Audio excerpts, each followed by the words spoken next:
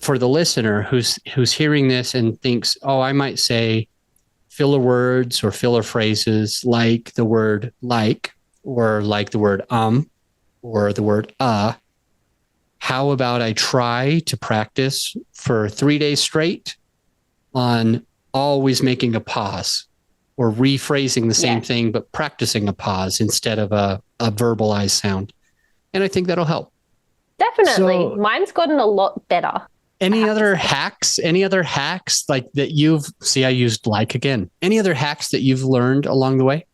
Okay, it's a bit of a cheat one, but I got a virtual assistant. That was nice. A great hack on my end. So I will like record the podcast and edit it, but as far as any uploading stuff goes, she does all of that for me. I don't love being on social media.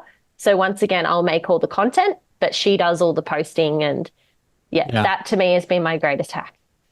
That is a beautiful thing to share is to work with somebody who can serve you as an assistant, especially if it's a virtual assistant and you are able to save money compared to if they were living next door to you. That is also beautiful. And out of curiosity, why do you do the editing? Why do you do the artwork if you've got that virtual assistant? Would you be able to train him or her to take over those two things to make your life even easier? I probably could. However, I guess I'm a bit meticulous on it. I like it coming from me, if that makes sense, because I know it's authentically. And even with the editing, like there's bits that I might decide I want to change or not. And then a bit of a control freak in that sense, I guess. Like if Sol, my assistant, she's fantastic. But if she edits it wrong, I think I'd be like, oh, I wanted to change that. So for me, I find it easier for my peace of mind as well to know that I'm having it exactly how I want it. And then I get her to do all the doing work. Okay. I like that too. Yeah.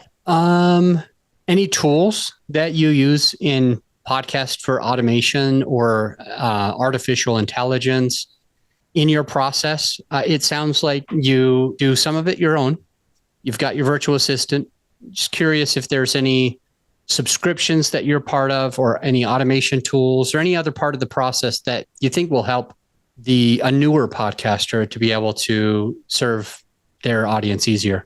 I have to say that something I'm probably only just looking into now is looking at other ways I can, gain more knowledge and insight and do things a bit better. I've played with AI a couple of times. I find that I'm quite lucky in the sense that I've got that brain that's full of ideas.